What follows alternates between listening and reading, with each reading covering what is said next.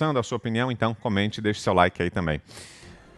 Recebo de volta agora quem nos ouve pelo rádio também, formada aqui mais uma vez a rede Jovem Pan News. Seguimos juntos aqui com os Pingos nos Is.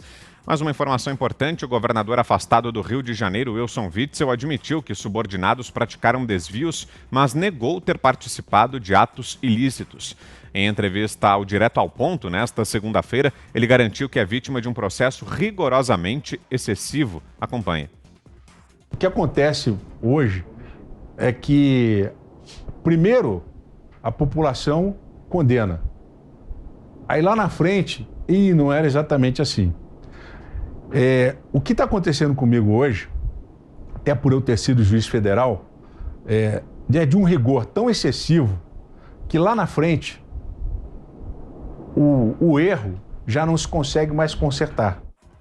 Ele afirmou que o Ministério Público do Estado do Rio de Janeiro construiu uma versão contra ele.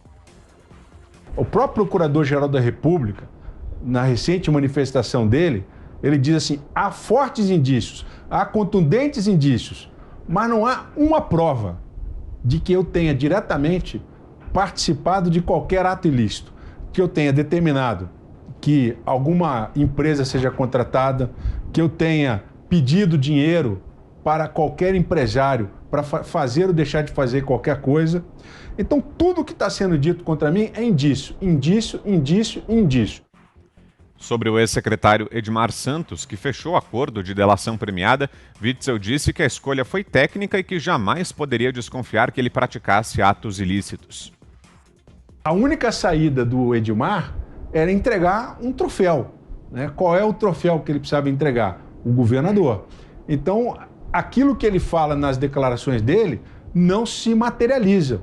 Não se encontra dinheiro, não se encontra nenhuma ordem minha para ele no sentido de contratar empresa A ou B. Ele disse que o julgamento político do impeachment talvez seja pior do que o tribunal do júri porque há interesses políticos, mas espera ser absolvido ao final do processo. Witzel garantiu que não tem medo de ser preso. Quem não deve, não teme. Eu não tenho medo absolutamente nenhum, porque tenho a convicção de que não pratiquei nenhum ato ilícito e que, ao final desse processo de impeachment, em breve estaremos de volta ao governo do Estado do Rio de Janeiro e essas ações do Superior Tribunal de Justiça serão devidamente esclarecidas e encerradas para que eu possa continuar a minha vida política. Wilson Witzel afirmou que a trajetória na política não acabou. Além de Augusto Nunes, participaram do programa também nosso querido José Maria Trindade, da Jovem Pan, Luiz Ernesto Lacombe, da Rede TV, Percival de Souza, da Record TV e Isabelle Benito, do SBT Rio. A entrevista completa você encontra no Panflix, o aplicativo da Jovem Pan. Começo com você, Zé Maria, você que também estava na bancada junto com Augusto. O que achou da entrevista e das declarações do governador afastado, Zé? Pois olha, Vitor, foi um programa bom, completo, né? E as pessoas, eu gostei muito da bancada, parecia até que eram colegas de trabalho de tamanha, vamos dizer assim, atenção e como a coisa fluiu, sob o comando aqui do nosso querido Augusto Nunes, que tem uma larga experiência em entrevistas desse tipo, e principalmente independência e seriedade. Do lado do governador, um governador evidentemente na defensiva, e eu diria, e coloquei isso no programa, né, desistido. E dizendo, né, que se trata de um tribunal político, mas ele é alvo de dois tribunais. Um tribunal jurídico, que já chegou ao STJ, plenário do STJ, Superior Tribunal de Justiça, e o político na Assembleia. Eu já me acostumei aqui a ver esse encontro dos dois julgamentos. O julgamento político tem que ir à frente, porque o mandato ele não é do indivíduo que foi eleito, né? Ele é do povo. Então, a ideia de cassar um mandato de alguém assim é devolver o mandato ao povo, né? De alguém que usurpou de alguma forma. O governador afastado do Rio de Janeiro sabe que não voltará e está fazendo aquela defesa ali de continuar político, mas não deve continuar. Ficou muito evidente de que ele sabia, né, pode ter mantido uma certa distância, mas ele sabia que havia irregularidades no governo. Por que eu concluí assim? Porque ele, logo no início, mostrou que fez um trabalho para tornar o governo mais transparente. Então, se houve essa transparência toda, é porque ficou fácil ver as irregularidades que ele admitiu, e eu fiquei surpreso, né?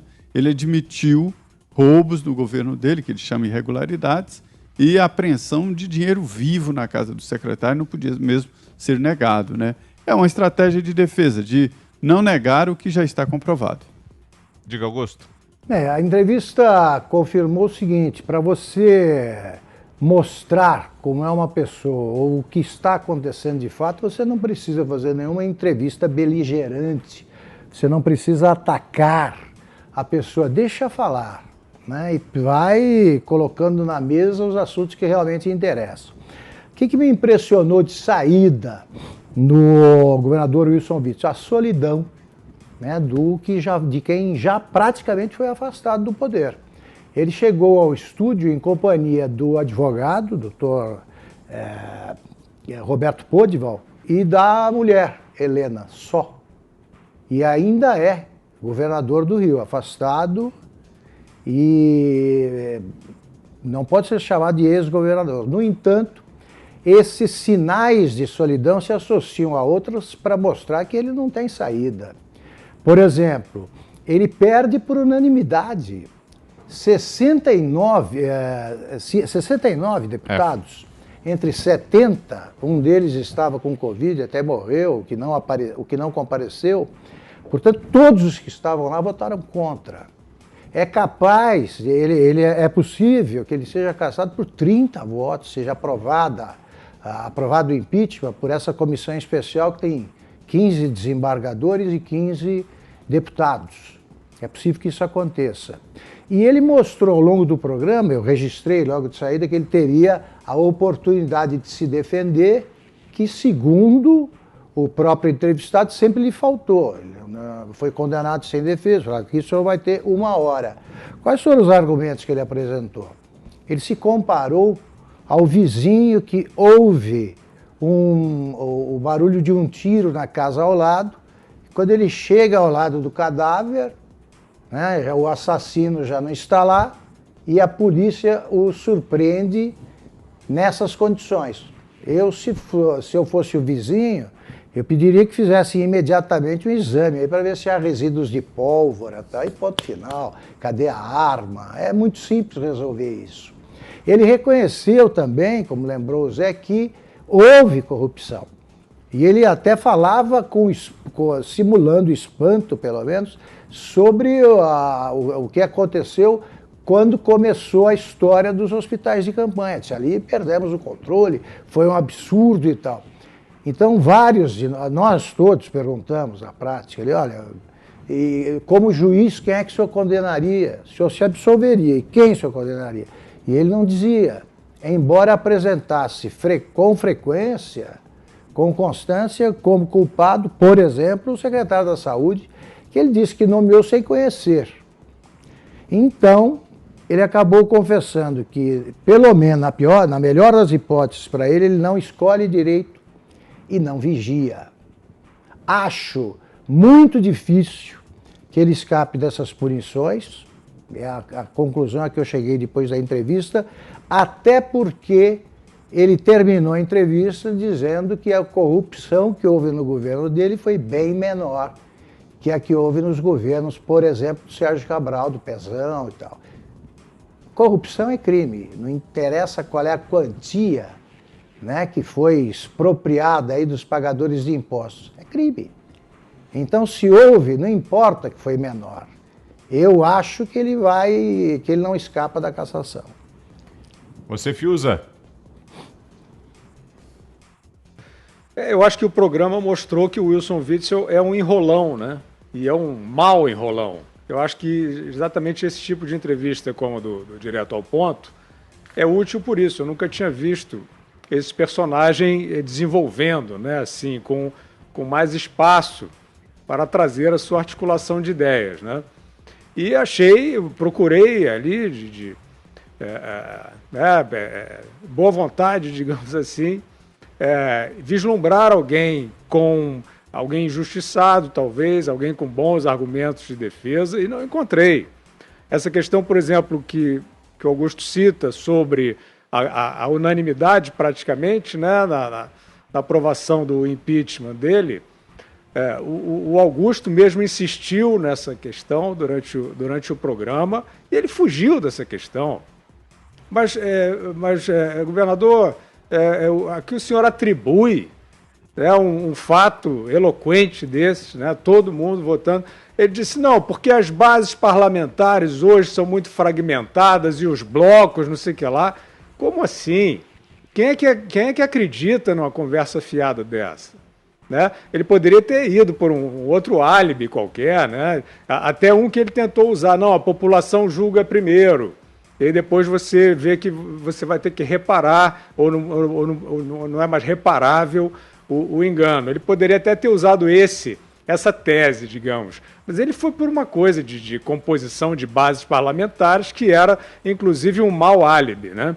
Ele falou também sobre a questão da traição dele ao Bolsonaro, que ele nega, né? No Direto ao Ponto ele negou que tenha traído o Bolsonaro, e ele fala de uma maneira assertiva, uma cascata hedionda, né? Assim, quem é que tem alguma dúvida de que o Wilson Witzel virou um traíra de primeira hora do presidente da República, né? Ele diz, não, procurem, eu acho que é papo de aventureiro mesmo, né? Assim, procurem aí nas minhas decisões alguma coisa que contrarie as promessas de campanha do Bolsonaro. Não se trata disso.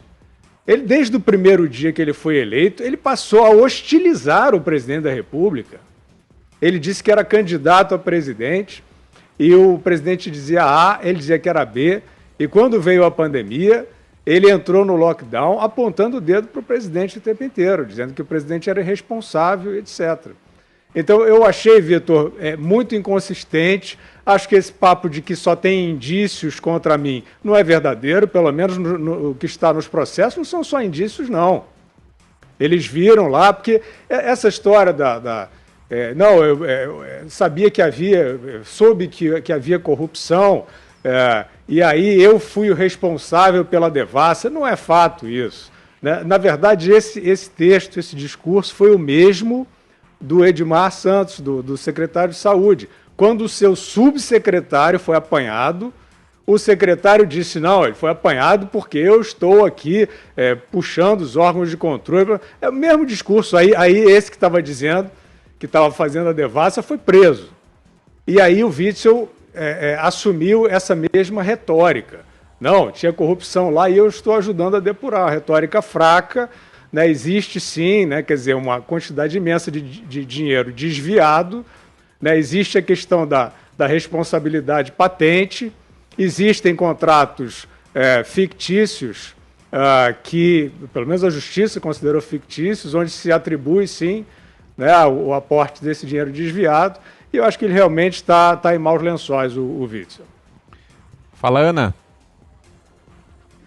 Eu acho que o Fiuza, o Zé e o Augusto resumiram bem, né, o que foi a entrevista. Eu sinto muita pena dos cariocas, viu, Vitor? Porque entra ano, sai ano e o carioca continua ali com ou opções muito ruins ou votando de uma maneira errada.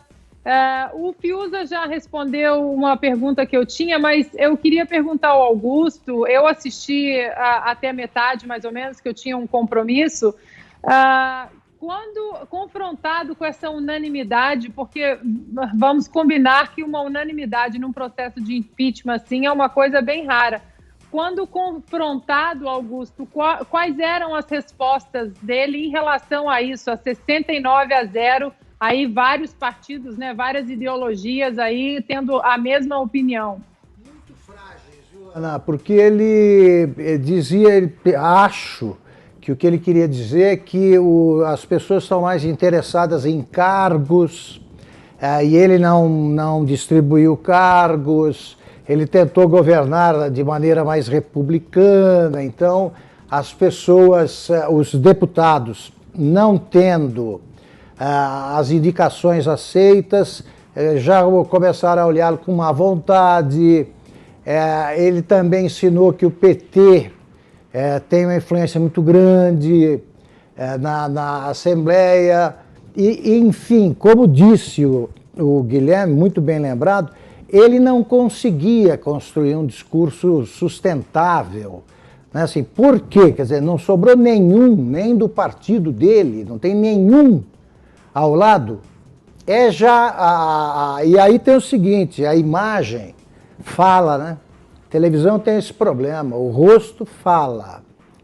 E a voz do rosto dele gritava o seguinte, como constatou o Zé Maria: estou perdido, não tem discurso, não sei o que dizer.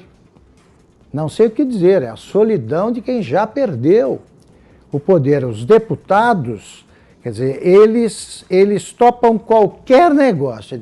Eles acompanham um velório, por exemplo, mas não convide para ser enterrado junto, porque eles não topam. É exatamente o que está acontecendo ali. Eles querem distância de quem já está condenado à morte política. É isso aí. E ele não pode admitir isso, porque também perde por unanimidade quando o julgamento é feito em algum tribunal. Ele tem perdido por unanimidade. Então, nos dois campos ele perde. E o rosto dele, por exemplo, a tensão em que ele demonstrava no estúdio, falava mais que